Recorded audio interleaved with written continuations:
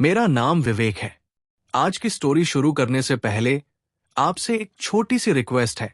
Channel को subscribe जरूर करें ताकि आपको हर नए वीडियो का नोटिफिकेशन मिलता रहे। तो चलिए शुरू करते हैं। काला पानी जंगल के नाम से कुख्यात वो घना अभिशप्त वन, जहां सूरज की किरणें भी घने पत्तों के जाल को भेदने से डरती थी। इसी जंगल के सबसे पुराने, सबसे विशाल और सबसे भयावह बरगद के पेड़ पर सदियों से एक शैतान जींद का वास था। उसकी उपस्थिति मात्र से हवा में एक अजीब सी ठंडक और अनकही दहशत घुल जाती थी। दिन में भी उस पेड़ के पास से भी गुजरने की हिम्मत कोई नहीं करता था, और रात में तो उसकी दिशा में देखने से भी रूह कांप जाती थी। कहानियों में कहते हैं कि जींद इंसान का रूप ले सकते हैं और कभी कभी अपनी प्यास बुझाने या सिर्फ मनोरंजन के लिए जंगल भटकते हुए इंसानों को अपना शिकार बनाता था। इसी जंगल के सीमा पर बसे एक छोटे से गांव में मीना नाम की एक अत्यंत गरीब लड़की रहती थी। उसके मां बाप उसके बचपन के समय में ही गुजर गए थे और वो अपनी बूनी बीमार दादी के साथ एक टूटी फूटी झोपड़ी में किसी तरह गुजर बसर करती थी। मीन बहुत खूबसूरत थी। उसकी आंखों में एक अजीब सी मासूमियत और गहरी उदासी तैरती रहती थी। हर सुबह वो जंगल में सूखी लकड़ियां बीनने जाती, जिन्हें बेचकर वो जून की रोटी जुटा पाती थी। एक मनहूस शाम, जब आसमान में काले बादल घुमड़ रहे थे और हवा में एक अशुभ शांति छाई हुई थी, मीना लकड़ियों का गट्ठर सिर पर रखे घर लौटे रही थी। आज उसे जंगल में ज्यादा अंदर तक जाना पड़ा था, क्योंकि बाहर की सूखी लकड़ियां लगभग खत्म हो चुकी थी। अनजाने में वो उस अभिशप्त बरगद के पेड़ के करीब पहुंच गई। अचानक हवा थम गई, पत्तों की सरसराहट बंद हो गई। एक अप्राकृतिक सन्नाटा छा गया, जो किसी चीख से भी ज्यादा डरावना था। मीना का दिल जोरों से धड़कने लगा। उसे लगा जैसे कोई उसे घूर रहा है, कोई अदृश्य शक्ति उसे अपनी ओर खींच रही है। वो तेजी से कदम बढ़ाने लगी, लेकिन उसके पैर जैसे भारी हो गए थे। तभी उसे अपने पीछे एक धीमी सरसराहट सुनाई दी। उसने पलटकर देखा। बरगद की घनी शाखाओं के बीच दो अंगारे जैसी लाल आंखें उसे घूर रही थी। डर के मारे मीना की चीख हलक में ही अटक गई। वो जानती थी कि ये कौन है। एक पल में एक लंबा काला साया पेड़ से उतरकर उसके सामने आ खड़ा हुआ। वो इंसानी शक्ल में था, लेकिन उसकी आभा अमानवीय थी। उसकी त्वचा राख जैसी पीली थी, आंखें दहक रही थी और उसके होठों पर एक क्रूर मुस्कान खेल रही थी। कौन हो तुम? मीना ने कांपती आवाज में पूछा, हालांकि वो जवाब जानती थी। मैं वो हूं जिसका नाम लेने से भी दुनिया डरती है। जींद की आवाज गहरी, कर्कश, लेकिन अजीब तरह से सम्मोहक थी। और तुम बहुत खूबसूरत हो, मीना। मीना हैरान रह गई कि उसे उसका नाम कैसे पता। वो भागना चाहती थी, लेकिन उसके पैर जमीन में गड़ गए थे। जींद धीरे धीरे उसकी ओर बढ़ रहा था। उसकी हरकतों में एक अजीब सी शिकारी शालीनता थी। डरो मत, उसने कहा, उसकी भयावह रूप में बिल्कुल मेल नहीं खाती थी। मैं तुम्हें नुकसान नहीं पहुंचाऊंगा। मीना को अपनी किस्मत पर यकीन नहीं हो रहा था। वो शैतान जींद के सामने खड़ी थी और वो उसे नुकसान न पहुंचाने की बात कर रहा था। मुझे घर जाना है, वो हकलाते हुए बोली। जींद मुस्कुराया। हाँ बिल्कुल, मैं तुम्हें घर छोड़ देता हूं। और फिर मीना के कुछ समझने या विरोध करने से पहले जींद उसके साथ चल पड़ा। वो चुपचाप उसके पीछे पीछे चल रहा था। उसकी परछाई मीना की छोटी सी परछाई को पूरी तरह निगलती हुई। जंगल का हर जीव जंतु जैसे सहम गया था। हवा में सिर्फ उनके कदमों की आहट और मीना की तेज धड़कनों की आवाज थी। जब वे मीना की झोपड़ी पहुंचे तो बूढ़ी दादी दरवाजे पर ही उसकी राह देख रही थी। जींद को देखकर उनकी आंखें डर से फैल गई। वो कुछ बोलना चाहती थी, लेकिन आवाज जैसे हलक में फंस गई थी। जींद ने मीना की ओर देखा। मैं फिर आऊंगा, उसने कहा, और पलक झपकते ही हवा में विलीन हो गया जैसे कभी था ही नहीं। उस रात मीना सो नहीं पाई। उसे बार बार जींद की दहकती आंखें और उसकी अजीब सी मुस्कान याद आ रही थी। उसे डर भी लग रहा था, लेकिन उसे एक अनजाना सा महसूस हो रहा था।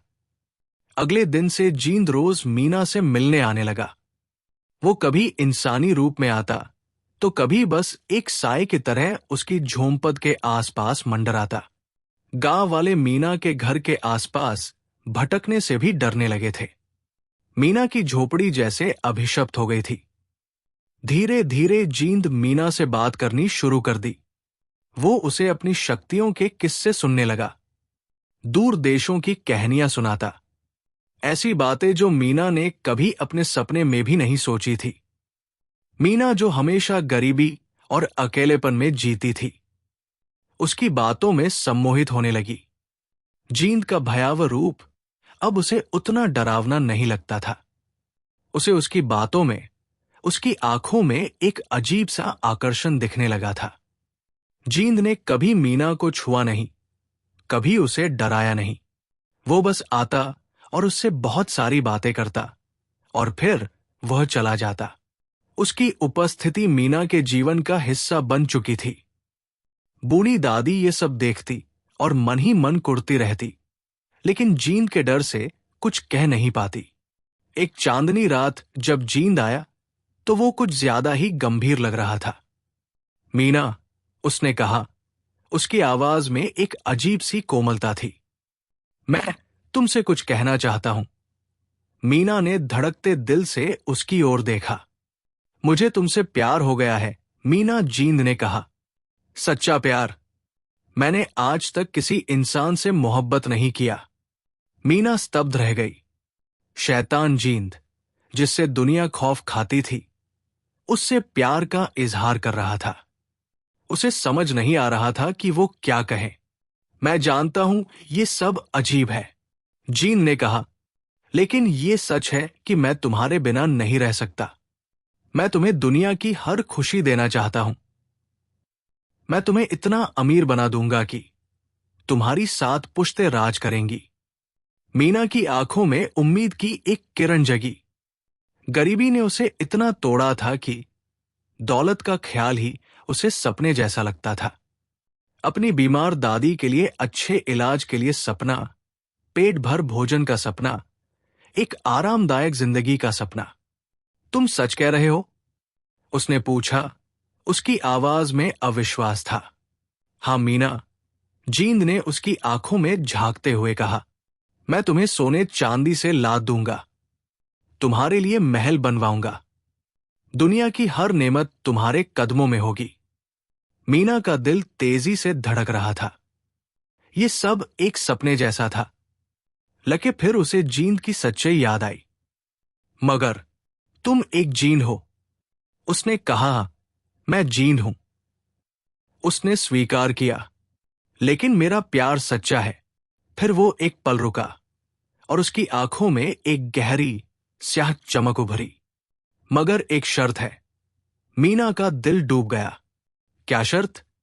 तुम्हें मेरी पत्नी बनकर रहना होगा, जीन ने कहा। उसकी आवाज अब पहले जैसे सम्मोहक नहीं, बल्कि अधिकारपूर्ण और थोड़ी डरावनी लग रही थी। हमेशा के लिए तुम सिर्फ मेरी होगी और किसी की नहीं। मीना के पैरों तले जमीन खिसक गई। जींद की पत्नी हमेशा के लिए? यह ख्याल ही उसे कंपा गया। वो एक शैतान की पत्नी कैसे बन सकती है? नहीं, ये नहीं हो सकता। वो बुदबुदाई। जींद के चेहरे पर निराशा छा गई और पल भर में उसकी आंखों में वही पुराने जैसे क्रूरता लौट आई। सोच लो मीना, उसने कहा। उसकी आवाज ठंडी थी। एक तरफ गरीबी, बीमारी और गुमनामी की जिंदगी, दूसरी तरफ बेपनाह दौलत, ऐशो आराम और मेरा प्यार। फैसला तुम्हारा है। मीना के मन में द्वंद्व चलने लगा। एक तरफ उसकी गरीबी, उसकी लाचारी, उसकी बीमार दादी का चेहरा, दूसरी तरफ एक भयानक जींद, लेकिन उसके साथ दौलत का वादा। क्या वह अपनी आत्मा का सौदा कर ले? उसने अपनी झोपड़ी की टूटी दीवारों को देखा, अपनी दादी की खांसने की आवाज सुनी। जिंदगी ने उसे कभी कुछ नहीं दिया था। शायद यही मौका था अपनी किस्मत को बदलने का।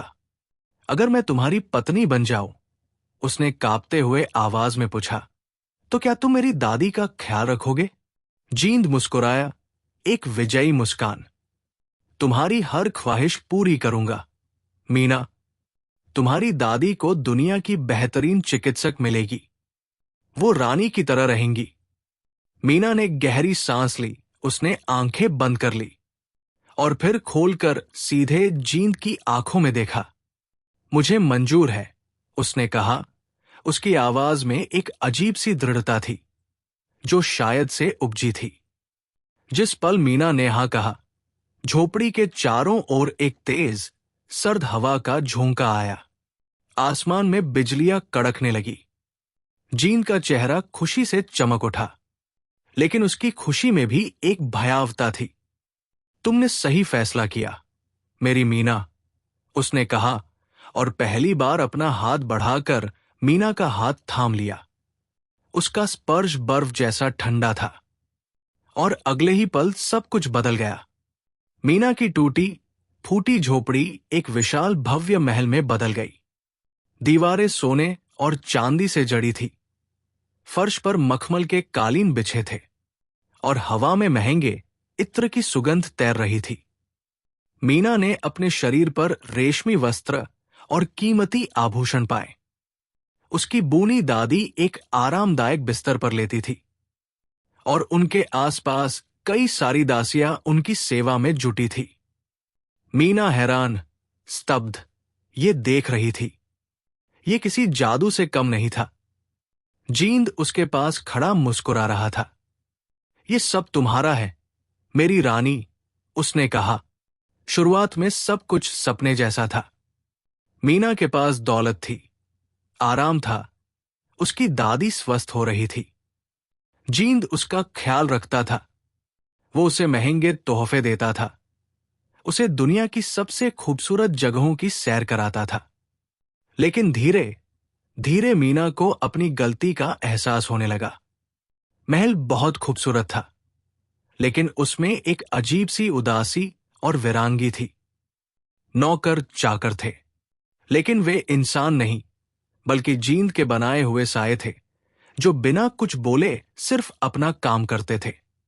मीना किसी से बात नहीं कर सकती थी, अपना दुख दर्द नहीं बांट सकती थी। उसकी दादी भी अब ठीक थी, लेकिन वे भी एक जादुई महल में कैद महसूस करती थी। वे जींद से डरती थी और मीना के लिए चिंतित रहती थी।